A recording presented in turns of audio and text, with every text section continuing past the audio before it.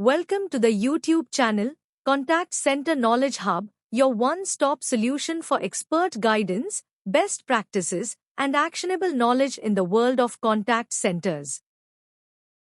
Explore, learn, and enhance contact center skills. Let's see scenario-based most important questions of forecasting method, expert judgment. Let's see scenario sudden spike with no clear cause. Scenario 1. Today's actual volume is 28% higher than forecast. Experts say it's a one-day anomaly. Operations says we are seeing multiple complaints on social media. Marketing confirms no campaign activity. Question 1. As a forecaster, how will you use expert judgment to decide the forecast for tomorrow? Think for a moment.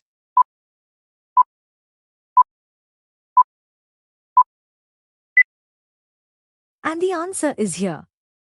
When today's actual volume is 28% higher than forecast, experts label it a one-day anomaly, but operations report multiple customer complaints on social media. I do not immediately accept the anomaly explanation. Instead, I use expert judgment supported by structured analysis to decide tomorrow's forecast. The first step is first-level root cause analysis. I review call-reason data to see whether contacts are clustering around a common issue. I check IVR activity to identify whether customers are retrying multiple times, which often signals unresolved problems. I also review social media complaints to confirm whether they are numerous, consistent, and directly related to inbound demand. The second step is to assess persistence. I monitor whether the same complaint themes continue through the day. If the issue remains active, it is unlikely to disappear overnight, increasing the probability of spillover into tomorrow. The third step is spillover estimation. I refer to historical analogs where similar customer complaints occurred. If prior incidents showed that approximately 40% of excess volume spilled into the following day, I use that as an expert-validated reference point. The fourth step is forecast adjustment. I calculate tomorrow's forecast by taking the base forecast and adding the excess volume multiplied by the estimated spillover percentage. This avoids blindly carrying forward the full 28% spike while still acknowledging residual demand. The fifth step is documentation. I clearly record the assumptions, expert inputs, and operational signals used in the decision. This ensures transparency and supports later validation. The final decision is a moderate uplift for tomorrow, typically in the range of 10 to 15%. This reflects that the root cause is present but not yet fully understood. This approach balances risk and realism. It avoids underforecasting by dismissing the spike as noise, and avoids overforecasting by assuming full continuation without evidence. Let's see next scenario: new line of business, LOB. Scenario 2. A new LOB launches next week. No historical data exists. Experts estimate volume will be between 1,200 to 1,600 calls day for the. Question 2. How do you build a forecast? Think for a moment.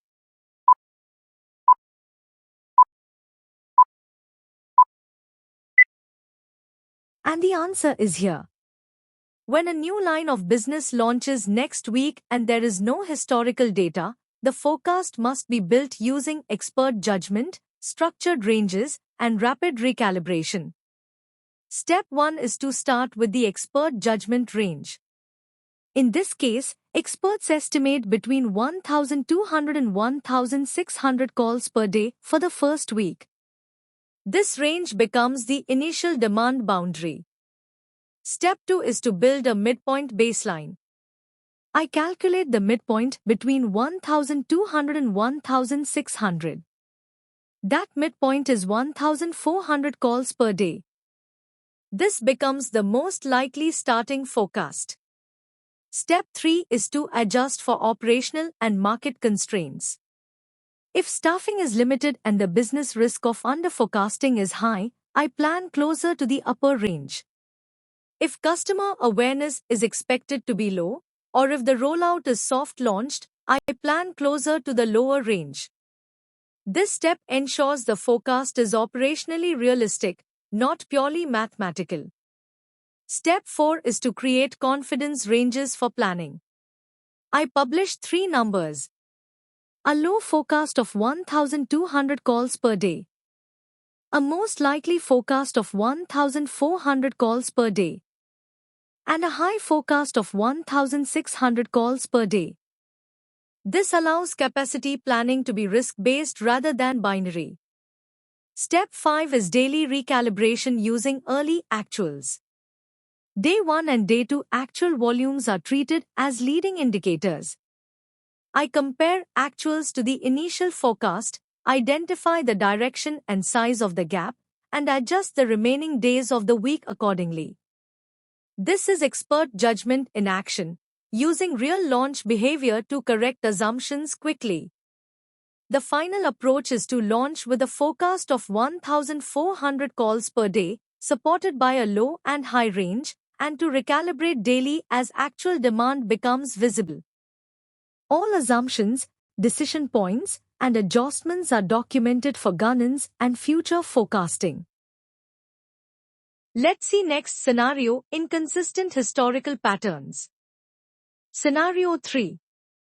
Historically, post-holiday volumes rise by 15-20%, but this year experts claim it will only rise by 5% due to aggressive digital self-service adoption.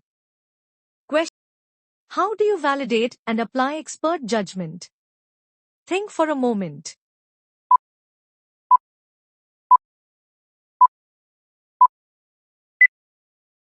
And the answer is here. When historical data shows post-holiday volumes usually rise by 15 to 20%, but experts predict only a 5% increase this year due to aggressive digital self-service adoption, I validate and apply expert judgment through structured analysis. The first step is to validate the expert assumption. I review digital adoption metrics to confirm whether customer behavior has materially changed. This includes app usage growth, chatbot deflection rates, and self-service completion trends. If digital adoption has increased by around 30% over the last 3 months, the expert logic is directionally credible. The second step is to check early indicators. I analyze IVR traffic, website visits, and self-service usage in the days leading up to the holiday. If customers are resolving issues digitally instead of calling, this supports a reduced post-holiday spike. The third step is to build a hybrid forecast. Rather than choosing between history and expert judgment, I combine both. I blend the historical uplift range of 15 to 20% with the expert estimate of 5%. This results in a balanced impact of approximately 10 to 12%. The fourth step is to present range-based forecasts. I share 3 scenarios with stakeholders. A conservative scenario at 5% uplift, reflecting maximum digital deflection. A balanced scenario at 10% uplift, representing a blended view. And a historical scenario at 15% uplift, assuming limited behavior change. The final judgment is to use a 10 to 12% uplift as the operational forecast. This decision is supported by digital adoption data, early indicators, and historical context. The analytical insight is that expert judgment is most valuable when it explains why history may not repeat, and when it is validated with real behavioral evidence rather than assumptions alone. Next scenario is forecast variance and accountability. Scenario 4. Experts forecasted 85,000 calls, but actual volume was 98,000. Client asks, why was expert judgment wrong? Question 4. And analyze the situation. Think for a moment.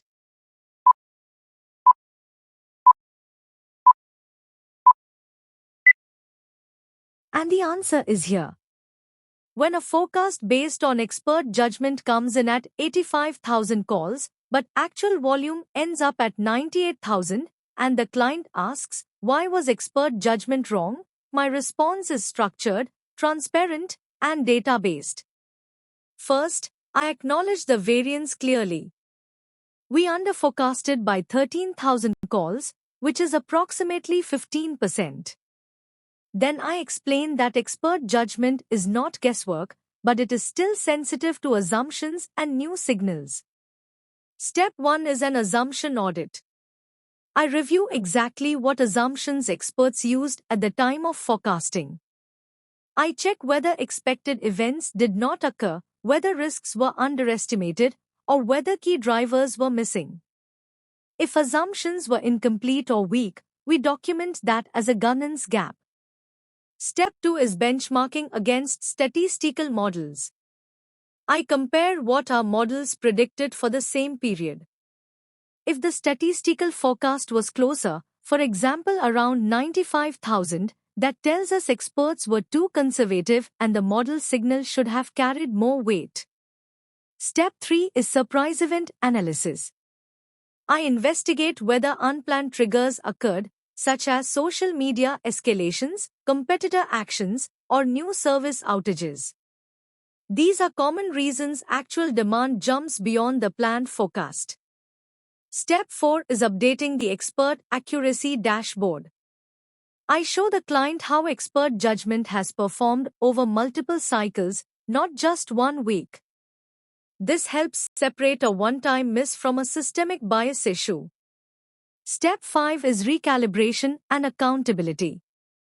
If accuracy is trending low, I reduce the expert weighting temporarily and increase reliance on statistical models and leading indicators until confidence is rebuilt. This ensures the process improves rather than repeats the same error. Step 6 is the corrective action plan. I outline specific improvements. We will strengthen early signal monitoring, tighten assumption validation checkpoints before sign-off, and improve cross-functional communication so event signals are captured earlier. The final message to the client is simple and professional. We do not provide excuses. We provide a structured explanation, backed by data, and a clear plan to prevent recurrence. Next scenario is mid-month trend deviation. Scenario 5. First 10 days show volumes 10% lower than forecast. Experts believe volumes will catch up in the last 10 days. Question 5. How do you analytically evaluate? Think for a moment.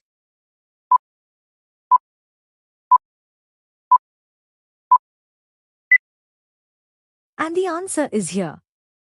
When the first 10 days of the month show volumes running 10% below forecast, and experts believe volumes will catch up in the last 10 days, I evaluate that claim analytically rather than relying on optimism. The first step is to check historical catch-up behavior. I review prior months to see whether shortfalls early in the month have historically been offset later. If volumes typically rebalance by month-end, the catch-up assumption has some credibility. If not, the assumption is weak. The second step is to evaluate upcoming demand drivers. I check whether there are confirmed events in the remaining days, such as billing cycles, marketing campaigns, or product launches. If no material drivers are scheduled, a natural catch-up is unlikely.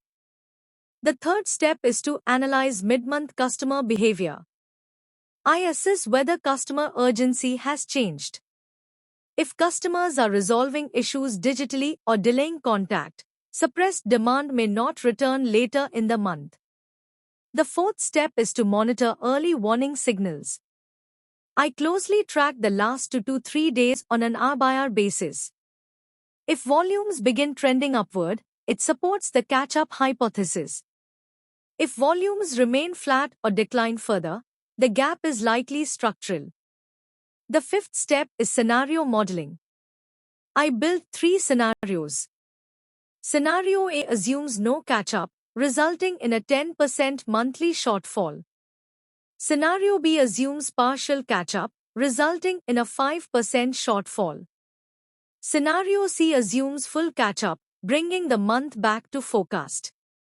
The sixth step is to present a risk-adjusted forecast. Unless strong evidence supports a full recovery, I do not plan at zero variance. Instead, I recommend operating at the midpoint of the scenarios. The final decision is to revise the forecast to approximately 5 to 7% below plan, unless validated drivers clearly justify a full catch-up. This approach balances realism with readiness and prevents overstaffing based on unproven assumptions. Next scenario, conflicting cross-functional inputs. Scenario 6. WFM analysts forecast 70,000. Operations forecast 78,000. Experts forecast 74,000. Client 55,000. Question 6. How will you consolidate into a final forecast? Think for a moment.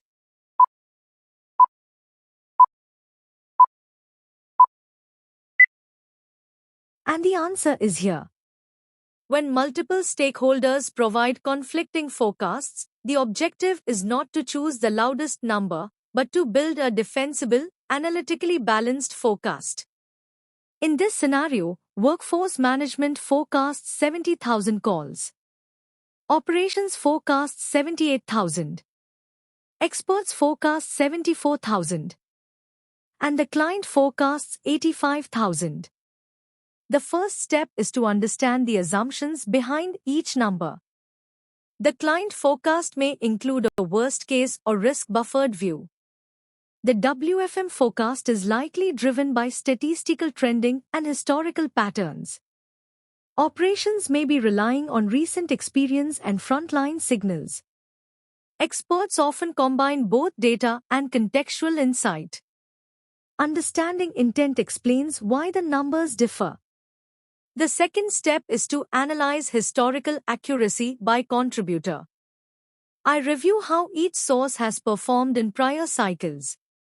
For example, if WFM accuracy has historically been around 80%, experts around 75%, operations around 65%, and client forecasts around 60%, those accuracy levels guide weighting. The third step is weighted consolidation. Rather than averaging blindly, I apply weights based on historical reliability. When weighted appropriately, the combined forecast converges around the mid-70s, typically between 74 and 76,000 calls. The fourth step is to create a consensus range. For internal operational planning, I may recommend a range of 74 to 78,000 calls. For client visibility and risk communication, I may present a higher reference range, such as 80 to 85,000, clearly labeled as contingency. The fifth step is documentation. I clearly document the inputs, the weights applied, and the reasoning behind the final range. This ensures transparency, auditability, and stakeholder alignment. The final output is a consolidated forecast of approximately 75 to 77,000 calls, supported by data, accuracy history, and cross-functional logic. This approach transforms conflicting opinions into a structured, credible forecast that balances realism, risk, and accountability. Next scenario is forecast impact of process change. Scenario 7. Policy change will extend HT from 270 seconds to tilde 300 sec. Expert estimate. Volume stays the same. Question 7. How to impact and apply expert judgment? Think for a moment.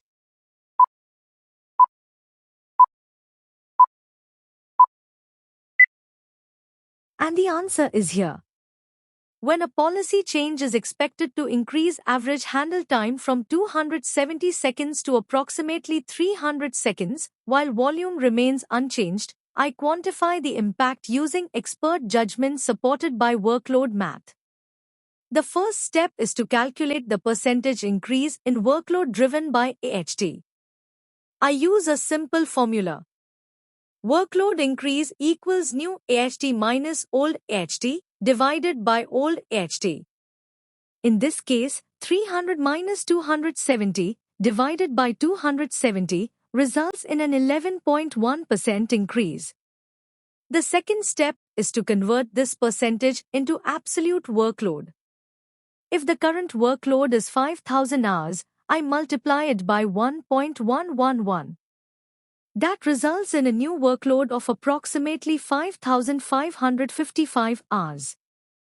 This makes the impact tangible and measurable. The third step is to adjust staffing requirements. Because workload has increased by about 11%, staffing must increase by a similar proportion to maintain the same service level. Without this adjustment, service levels will deteriorate even though volume has not changed. The fourth step is to validate the expert assumption behind the AHT increase. I confirm whether the policy change affects all call types or only specific queues. I check whether the change is temporary or permanent. And I verify whether agent proficiency or process optimization may reduce the impact over time. This ensures the adjustment is applied correctly and not overstated. The final output is clear and defensible. An approximately 11% increase in workload caused by higher handle time must be reflected in staffing plans, capacity forecasts, and service level commitments. The analytical outcome is that a qualitative expert estimate is converted into a quantified operational requirement, ensuring informed decision-making and proactive workforce planning. Next scenario is expert judgment versus actual early signals. Scenario 8. Experts predict a 20% spike next Monday. But Sunday early indicators show no unusual traffic. Question 8. How to determine whether to trust the expert or the data? Think for a moment.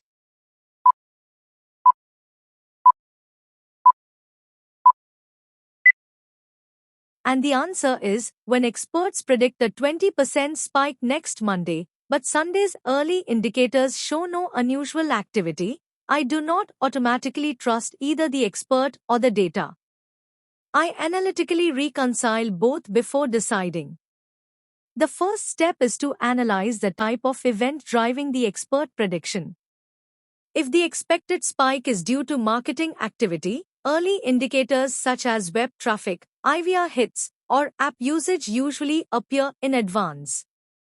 If the event is related to legal or policy changes, customer response may occur suddenly with little warning. If it is billing related, behavior is often predictable and time-bound. Understanding the event type determines how much weight early indicators should carry. The second step is to compare leading and lagging behavior. I assess whether customers typically act early or wait until the last moment.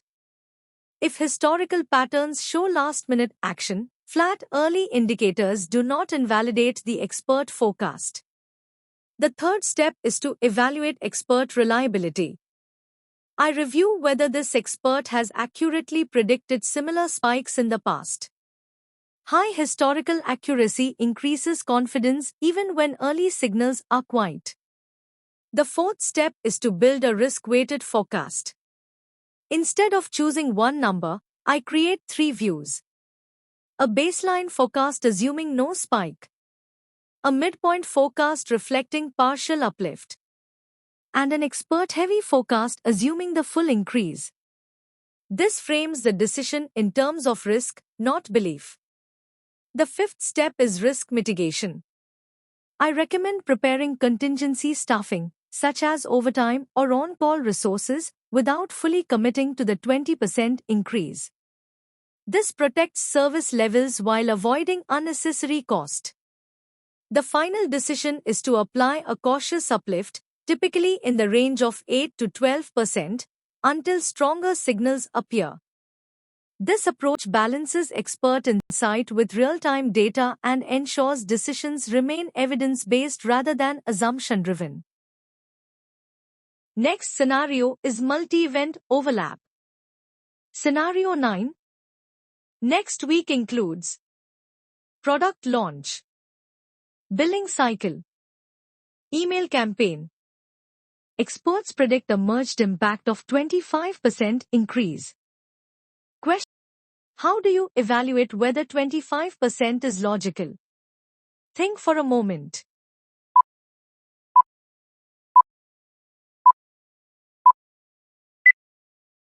And the answer is here. When multiple demand-driving events occur in the same period, the biggest forecasting risk is double counting.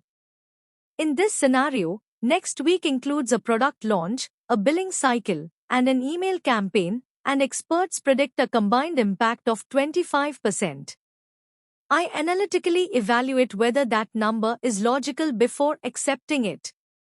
The first step is to break the impact into individual components. I review the estimated effect of each event in isolation. For example, billing is expected to drive a 10% increase. The product launch contributes 8%. And the email campaign contributes 7%. At face value, this sums to 25%, but this is only a raw total. The second step is to assess overlap and correlation. I examine whether these events affect the same customers at the same time. Billing and the email campaign often target overlapping audiences. If historical analysis shows a 40% overlap between billing-driven and campaign-driven contacts, the campaign impact must be adjusted. In this case, the adjusted campaign impact becomes 7% multiplied by 1 minus 40%, or 4.2%. The third step is to calculate the net impact.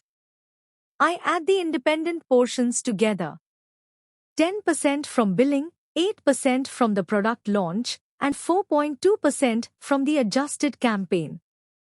This results in a total projected increase of approximately 22.2%. The fourth step is timing validation. I check whether these events occur simultaneously or sequentially. If events are staggered across the week, peak overlap is reduced. If they align on the same days, overlap risk increases. The fifth step is a historical sanity check. I compare this situation with similar periods from previous cycles. If last year a comparable combination of events produced an 18% increase, but this year marketing intensity is higher, an impact in the low 20s is plausible. However, a full 25% remains aggressive. The final expert judgment is to moderate the forecast. Based on overlap adjustment, timing, and historical benchmarks, a realistic combined impact is closer to 20 to 22%, rather than the full 25%. The analytical takeaway is simple. When multiple events collide, impacts are rarely fully additive.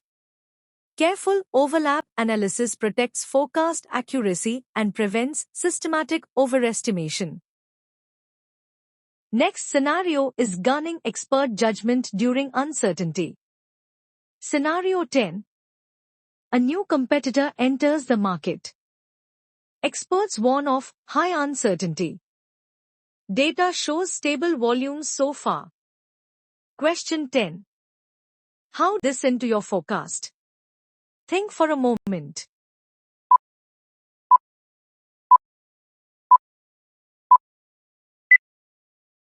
And the answer is here. When a new competitor enters the market, experts flag high uncertainty, but current data still shows stable volumes. I do not make a drastic forecast change immediately. Instead, I govern expert judgment through structured scenario planning and controlled risk management. The first step is to build multiple impact scenarios. I define a low-impact scenario with a 0 to 2% volume decrease, a medium-impact scenario with a 5 to 8% decrease, and a high-impact scenario with a 10 to 15% decrease. This frames uncertainty in measurable terms rather than assumptions. The second step is to assess potential customer behavior shifts. I analyze switching costs, customer loyalty, and product differentiation. I review early app reviews, pricing comparisons, and market perception. If switching barriers are high, immediate volume loss is less likely. The third step is probability weighting. Because uncertainty exists but evidence is limited, I do not plan for the worst case. Instead, I apply a weighted approach. For example, 70% weight to the current baseline forecast and 30% weight to the downside risk scenarios. This produces a controlled adjustment without overreacting. The fourth step is to monitor early warning signals. I closely track website traffic patterns, IVR navigation behavior, inquiry types, and social media sentiment. Any sustained change in these indicators signals that competitive impact is materializing. The fifth step is governance documentation. I explicitly document the uncertainty level, the scenarios considered, and confidence scores. This ensures transparency and prevents reactive decision-making based on fear rather than evidence. The final outcome is a cautious operational adjustment. I would plan for a 3 to 5% volume decrease while maintaining daily monitoring and rapid recalibration. The analytical principle is clear. During uncertainty, expert judgment should guide preparedness, not trigger overcorrection. Structured scenarios, probability weighting, and continuous monitoring protect both accuracy and credibility. Next scenario is drop in volume with rising AHT. Scenario 11.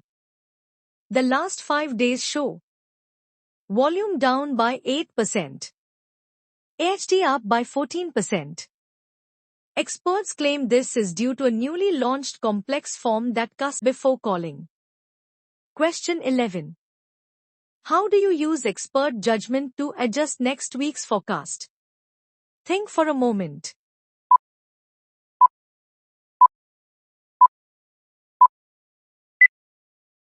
And the answer is here. When recent data shows volume down by 8% while average handle time is up by 14%, and experts attribute this to a newly launched complex form, I use expert judgment combined with analytical validation to adjust next week's forecast. The first step is to validate the expert claim.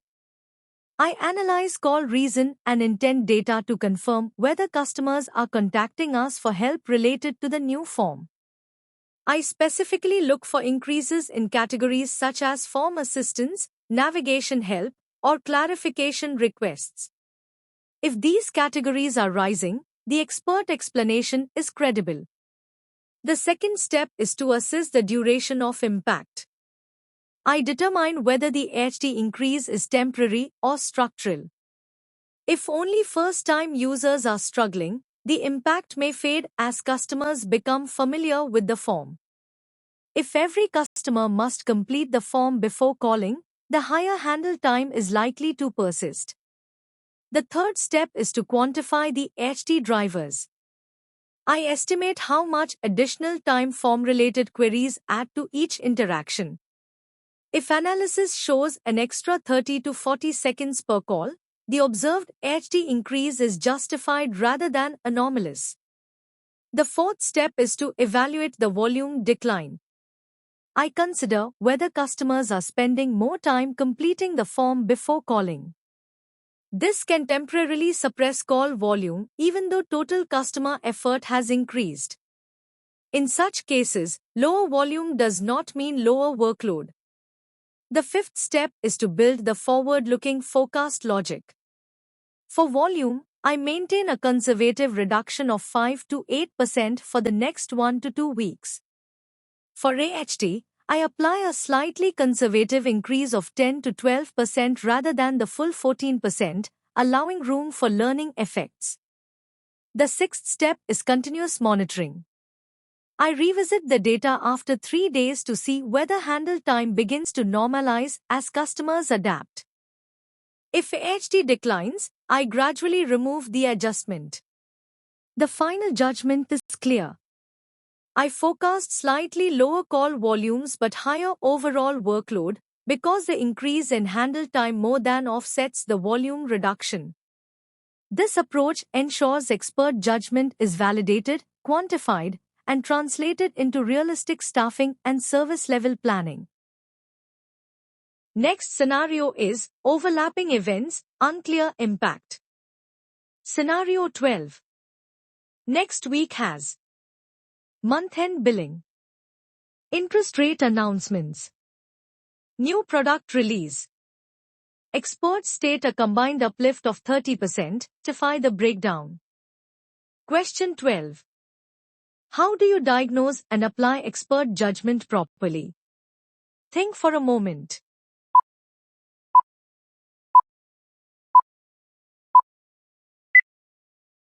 And the answer is here.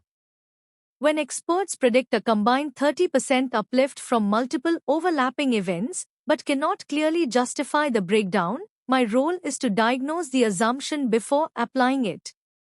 In this scenario, next week includes month-end billing, an interest rate announcement, and a new product release. Rather than accepting the 30% figure, I deconstruct the drivers analytically. The first step is to separate each event logically. Month-end billing is a known driver and historically contributes around a 10% uplift. Interest rate announcements typically drive customer inquiries with a historical impact of roughly 5 to 7%. The new product release is less certain and requires validation. The second step is to identify overlap between events. Billing and interest rate announcements often affect the same financially active customer segment. Because these customers are already contacting us for billing, the rate announcement does not generate fully incremental demand. This immediately indicates that a straight addition to 30% is inflated. The third step is subject matter expert consultation for the new product. I work with product and operations teams to estimate realistic impact.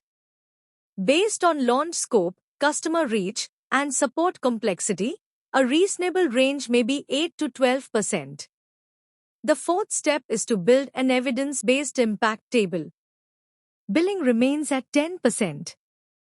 The interest rate announcement is reduced to 3% to reflect approximately 50% overlap with billing traffic. The new product release is estimated at 10% based on SME input.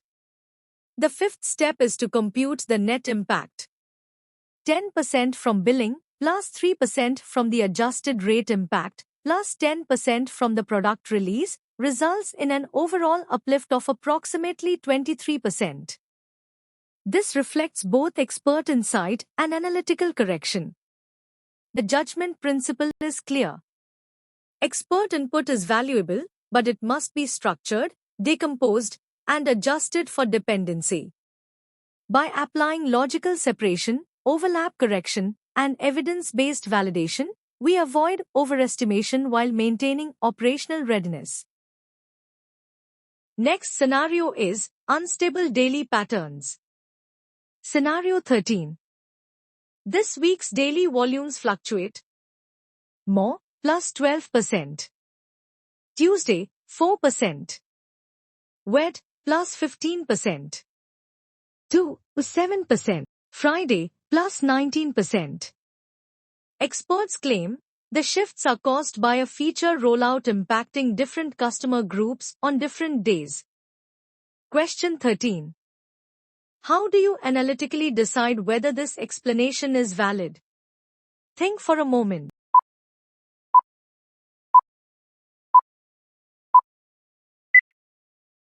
And the answer is here. When daily volumes fluctuate sharply across the week and experts attribute the swings to a staged feature rollout, I do not accept the explanation at face value. I analytically test whether the pattern truly supports that claim. The first step is to map volume fluctuations against the rollout timeline. I review exactly when feature changes were released. If enhancements were deployed on Monday, Wednesday, and Friday, and those days show volume spikes, the explanation gains credibility. If dips align with days where no rollout activity occurred, the pattern is directionally consistent. The second step is customer segment analysis. I evaluate whether different customer groups were impacted on different days. For example, specific regions, account tiers, or product segments may have been on board sequentially. If each group generates inquiries on its rollout day, daily volatility is expected. The third step is historical comparison. I analyze prior staged rollouts to see whether similar oscillating patterns occurred. If previous launches showed alternating spikes and dips, this behavior is repeatable rather than random. The fourth step is called driver validation. I review contact reasons and intent codes. If spikes are dominated by feature-related questions, setup issues, or usage clarification, the expert explanation is supported. If call reasons are unrelated, the rollout theory weakens. The fifth step is digital correlation. I check whether web traffic, app usage, or feature-specific page visits spike on the same days as call volume. Alignment across channels confirms that customer interaction is being triggered by the rollout itself. The sixth step is forecast adjustment. Rather than carrying forward daily volatility, I smooth the pattern for planning. I remove extreme daily swings and apply a stabilized uplift, typically in the range of 8 to 10%, unless evidence suggests otherwise. The final conclusion is disciplined.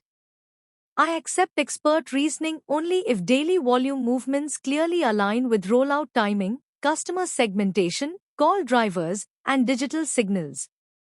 If not, the fluctuations are treated as noise rather than a structured rollout effect. This approach ensures expert judgment is validated through evidence, not intuition. Next scenario is wrong expert forecast, need fix. Scenario 14. Experts predicted a 10% drop due to a holiday. Actuals show plus 12% increase because customers rushed before the holiday closure. Question 14. How do you recalibrate expert opinion for upcoming similar events? Think for a moment.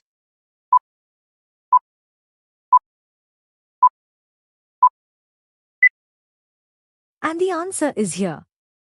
When experts predict a 10% drop due to a holiday, but actuals show a 12% increase because customers rushed before the closure, the key is to convert that miss into a repeatable learning model.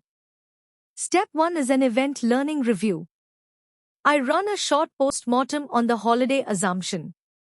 The real behavior pattern is not a pre-holiday drop. It is a pre-holiday surge caused by urgency and fear of missing service access. Step 2 is to update the event dictionary. I document this event pattern so it becomes a standard reference.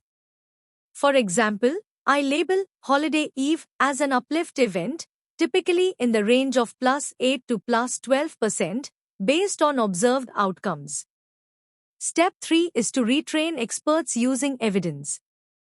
I share the data that explains the surge. This includes traffic patterns, IVR entry spikes, and customer contact reasons that show urgency before closure. The goal is not to blame experts, but to align expert intuition with measurable behavior. Step 4 is to apply a corrective factor for the next similar event. For the next holiday eve, I do not accept a negative adjustment. I apply an override of approximately plus 10% unless new evidence suggests otherwise. This ensures the forecast reflects proven customer behavior. Step 5 is to build robust holiday forecasting logic. I document the full three-phase pattern: a pre-holiday surge, a holiday day drop, and a post-holiday spike due to backlog and deferred demand. This structure becomes the default playbook for all future holiday periods. The judgment takeaway is simple. Expert judgment must be continuously recalibrated using real outcomes. That is how we make expert forecasting more accurate, more defensible, and more reliable over time. Next scenario is midweek anomaly plus expert warning. Scenario 15. On Wednesday, volume jumped 35% with no system issue or marketing trigger. Experts warn that a competitor outage is redirecting calls to us. 15. How do you validate and forecast for Thursday and Friday? Think for a moment.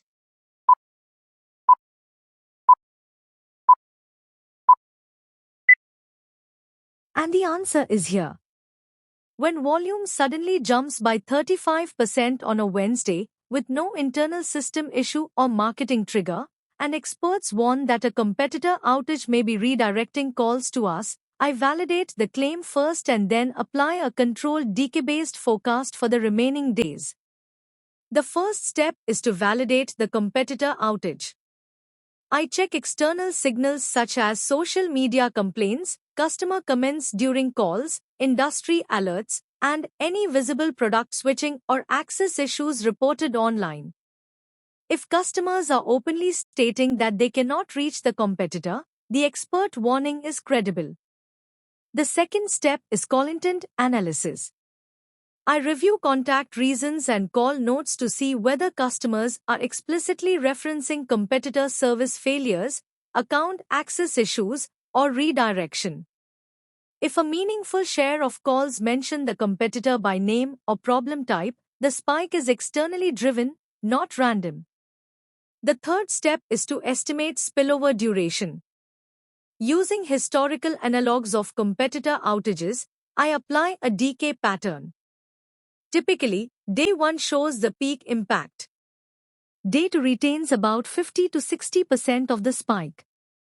By day 3, volumes usually normalize as the competitor restores service. The fourth step is to translate this into forecast adjustments. Based on a 35% spike on Wednesday, I would forecast Thursday at approximately plus 20% above baseline.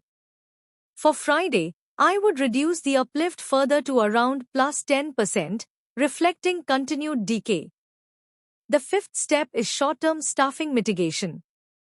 Rather than permanent changes, I plan temporary buffers such as overtime, borrowed hours, or flexible scheduling. This protects service levels without locking in unnecessary cost. The final decision is to apply a 2-day decay model to the spike, grounded in expert judgment but validated by external evidence and customer intent data. The analytical principle is clear. Sudden anomalies driven by external failures should be treated as temporary shocks, managed with decay-based forecasting and short-term operational flexibility, not long-term structural changes. Next scenario is unknown external event. Scenario 16.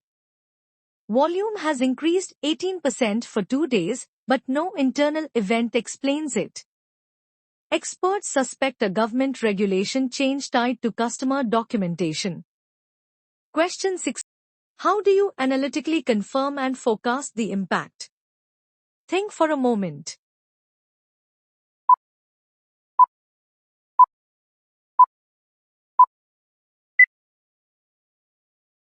And the answer is here.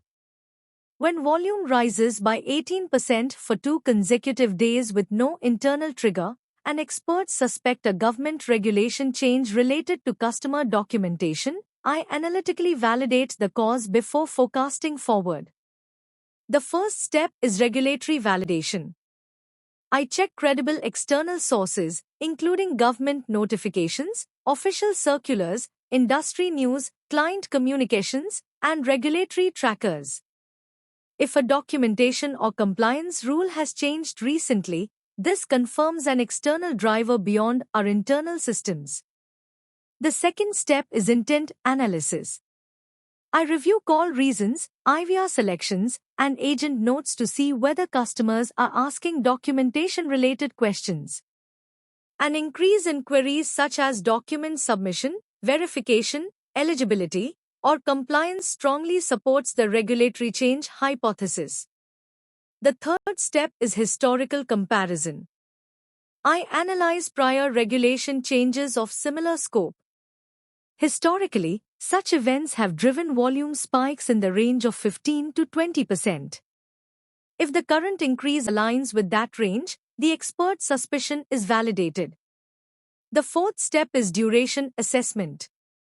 Regulatory-driven demand typically follows a predictable pattern. The first week shows a peak impact, often close to 20%.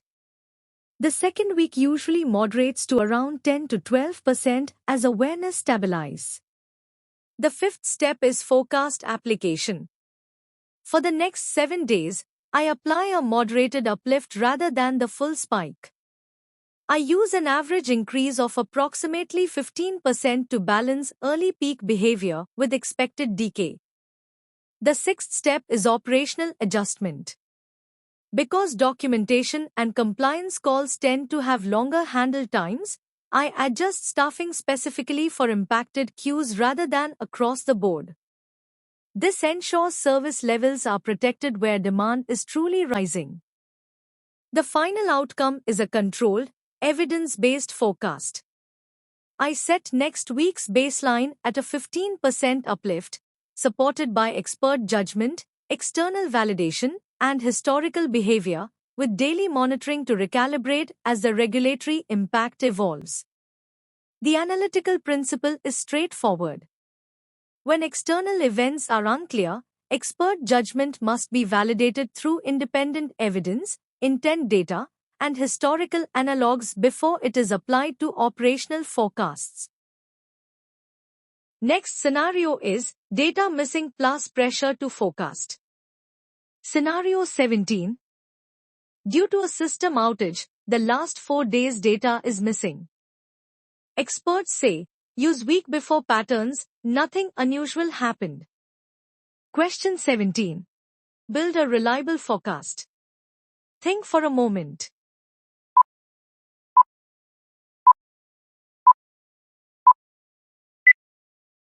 And the answer is here.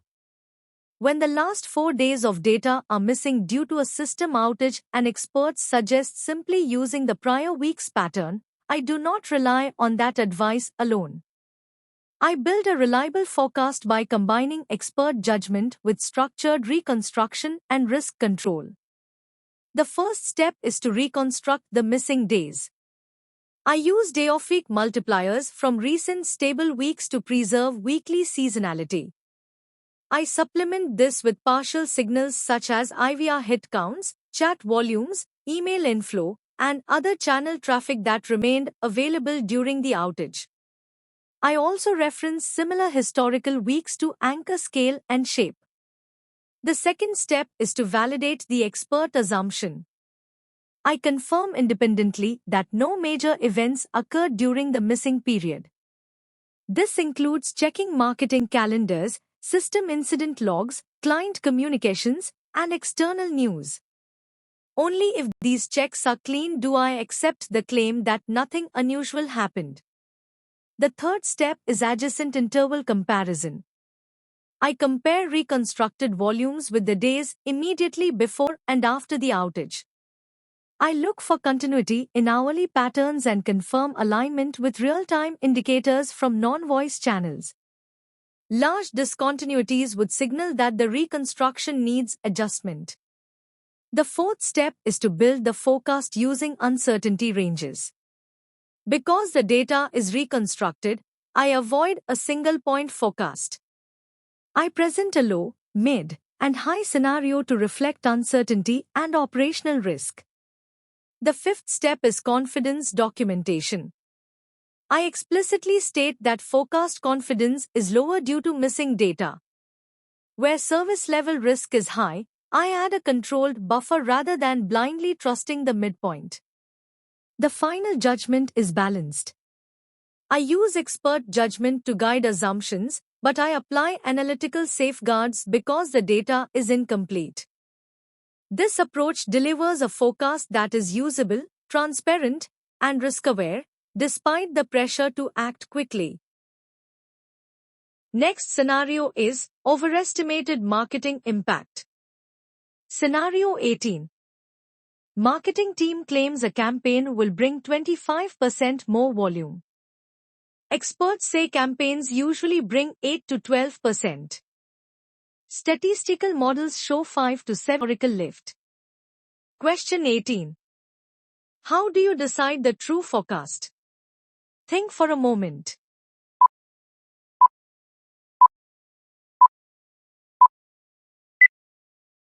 And the answer is here. When marketing claims a campaign will drive a 25% increase in volume, experts estimate 8 to 12%, and statistical models show only a 5 to 7% historical lift. I do not choose one input blindly. I reconcile them analytically to arrive at a defensible forecast. The first step is to validate the marketing claim. I review whether this campaign is materially different from past efforts.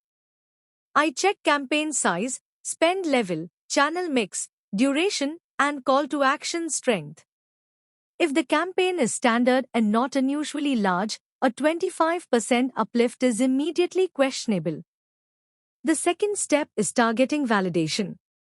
I confirm whether the campaign actually reaches customers who contact our call center.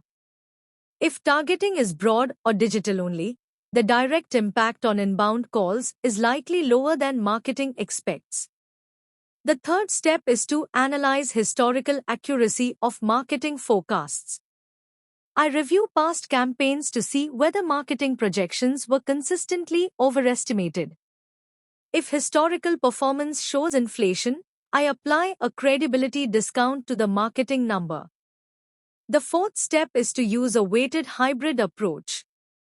I assign lower weight to marketing's 25% estimate due to optimism risk. I assign medium weight to expert judgment around 10% based on operational experience. And I assign higher weight to statistical models showing 6% historical lift. When these inputs are combined using weighted logic, the expected impact converges around 10 to 12%.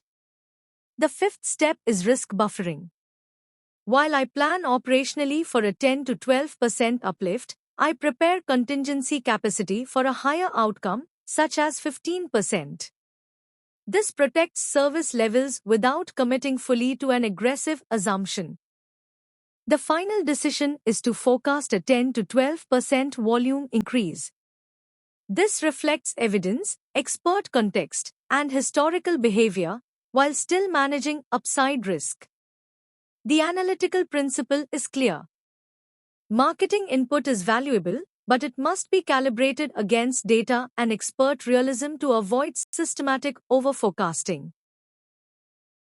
Next scenario is divergence between channels. Scenario 19. Voice volume dropped 10%. Chat and email increased 22%. Experts say this is due to channel preference shift after app redesign. Question 9. How do you validate and forecast this shift? Think for a moment.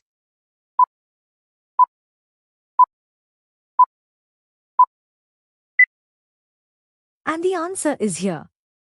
When voice volume drops by 10% while chat and email volumes increase by 22%, and experts attribute this to a channel preference shift following an app redesign, I analytically validate whether this is a real behavioral change or a temporary distortion. The first step is to validate timing alignment. I confirm the exact rollout date of the app redesign and check whether the channel shift began immediately after deployment. If the timing aligns closely, the expert hypothesis gains credibility.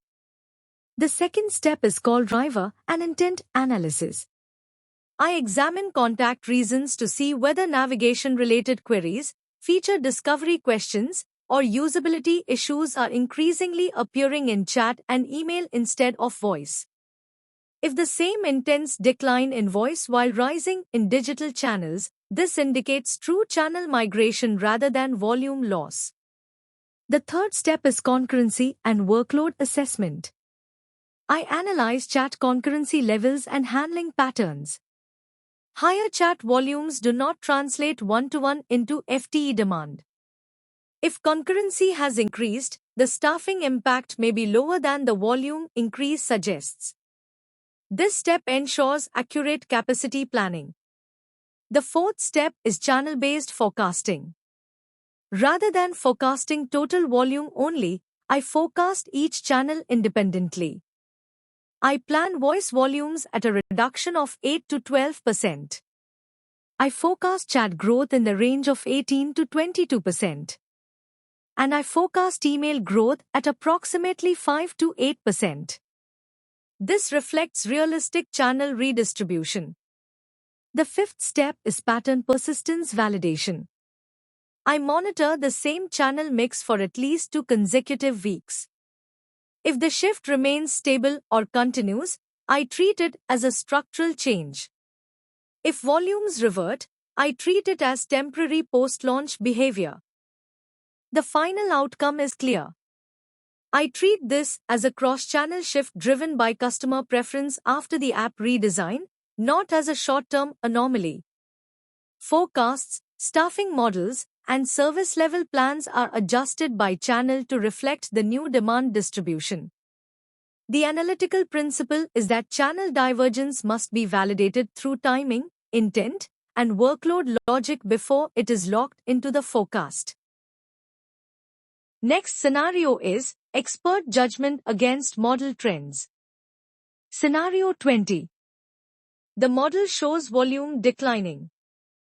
Experts insist it will rise. Client is neutral and unsure. Question 20. How do you reconcile a forecast? Think for a moment.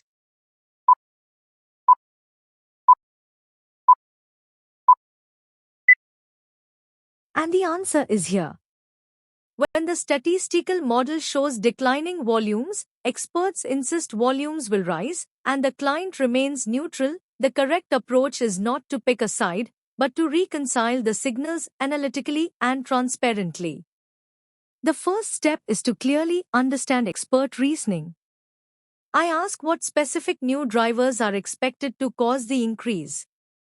This may include a new product launch, emerging customer complaints, a policy or coverage change, or any confirmed external trigger. If experts cannot articulate a concrete driver, confidence in the upward claim is limited. The second step is early indicator validation. I review leading signals such as IVR entry patterns, app usage trends, website traffic, customer sentiment, and frontline agent feedback. If these indicators are starting to move upward, they support the expert view. If they remain flat, the model signal carries more weight. The third step is to assess trend horizons. I evaluate whether the model is driven by longer-term historical decline and may be slow to react to recent changes.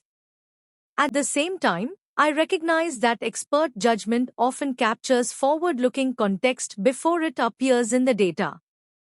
The fourth step is to create a hybrid directional forecast. Rather than choosing decline or growth, I balance both signals.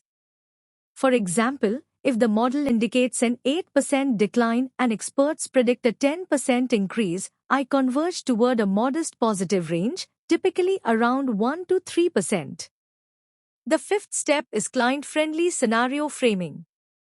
I present a clear range to support decision-making. A low scenario assumes continued decline at 5%. A mid scenario assumes a slight increase of around 2%. A high scenario assumes stronger expert influence at 8% growth. This prepares the client for uncertainty without forcing a single narrative. The final step is governance documentation. I document the confidence level, the assumptions behind each scenario, and the triggers that would cause an adjustment. This ensures accountability and rapid course correction if conditions change. The final forecast decision is to operate with a cautious 1 to 3% increase while closely monitoring early indicators for confirmation or reversal. The analytical principle is simple. When experts and models disagree, the answer is not opinion, it is triangulation, transparency, and controlled risk management. Thanks for watching my YouTube channel, Contact Center Knowledge Hub. If you found this helpful, don't forget to like, share, and subscribe for more insights. See you in the next video.